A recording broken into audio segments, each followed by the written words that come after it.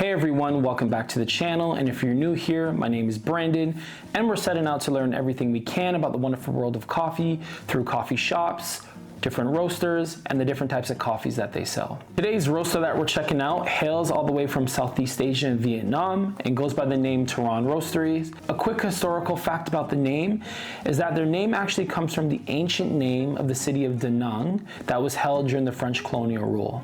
Since then, Tourane Roastery really wants to focus on sharing Vietnamese culture through storytelling and the different types of coffees that they offer. Looking at some of the different coffees that this roaster offers, we see that they carry a lot of their instant coffee mixes, but also their single origin Arabica and their Robusta coffees. They do mention that all of their coffee is single origin and sustainably sourced, and this allows them to produce the highest quality coffee possible, but this also allows them to partner closely with the local farmers, which in turn helps provide support to the local community. Some other coffees that they offer as well is their espresso and special espresso lines. So the coffee that we're going to be checking out today is part of their special espresso line that goes by the name 777. For this line specifically, a lot of their coffees have different number notations. I wasn't really able to figure out exactly what each number notation meant, but for this one specifically, we do have a 777. This is a medium roast and is done via honey processing. Now, for anyone not familiar with coffee processing, honey processing is one method. When the skin is peeled off the cherry itself, there is a level of mucilage that's left on. This layer of mucilage helps to add sweetness, more fruity taste, and more of a balanced acidity. This blend is also a heritage blend, so it has a 30-70 split,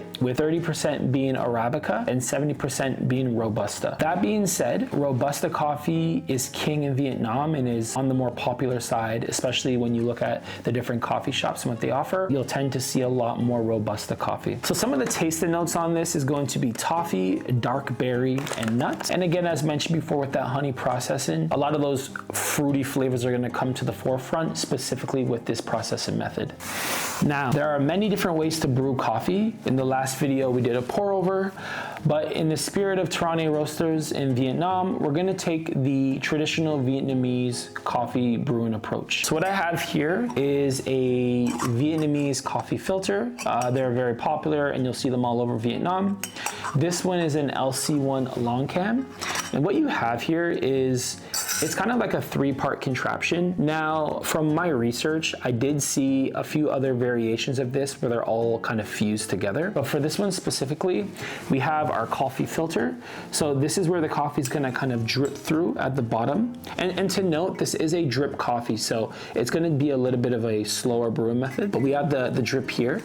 We do have this little packer, and essentially what you're gonna do is you're gonna put the grounded coffee beans in here, and then you're gonna like neatly pack it in and screw it in. You're gonna leave a little bit of room, so you don't wanna do it completely fully tight. You wanna do a little bit of room because you want the actual drip to move smoothly, but also you wanna leave a little bit of room for activation, specifically in your bloom phase. It wouldn't be Vietnamese coffee without condensed milk. So the recipe that we're going to do today is a combination of 15 grams of our special espresso 777 and 15 to 20 grams of this condensed milk. So let's get into it. So as mentioned, we have our 15 grams of grounded coffee here. We have our condensed milk. So what we're gonna do is we're gonna just set the scale here, and we're gonna add about 15 grams of condensed milk. Now, obviously, depending on how much sweetness you like, you may want to change this, just, maybe on the sweet side. It's actually quite a lot if you look at it. So, it's very important to understand that it may not be for everyone when it comes to the level of sweetness. So just adjust as you see fit. Okay. And then, so we have that there. We got about the 20 grams. We got about 15 grams, sorry. And then now what we're gonna do is we're gonna pack our 15 grams of coffee. So I'm gonna get that in here, and we're just gonna do that on the side here. Kind of get that nice and packed in.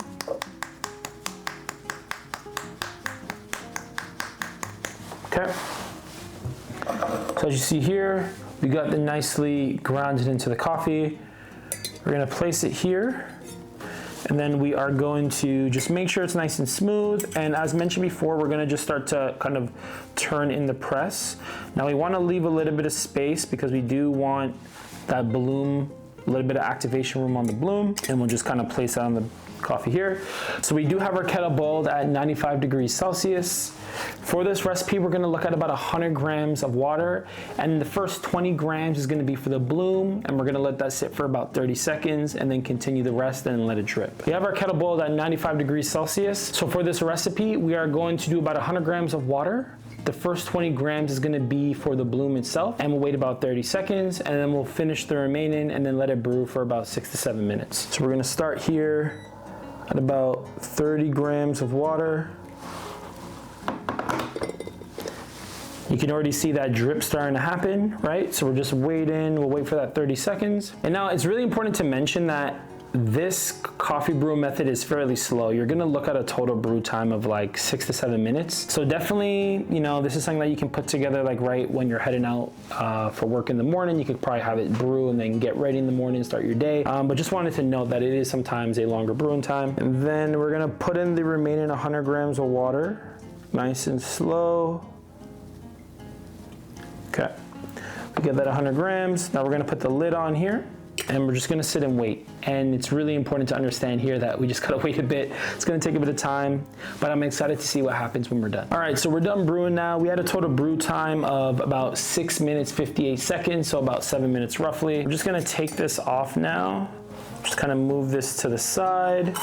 And we definitely wanna mix the condensed milk with our actual blend itself. Okay, so let's have a taste. So right away I can smell that toffee. Toffee's a pretty strong smell, so if you smell it, you know exactly what I mean.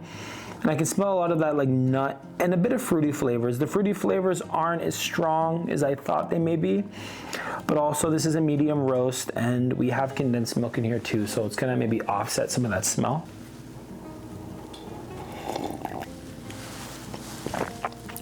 Okay.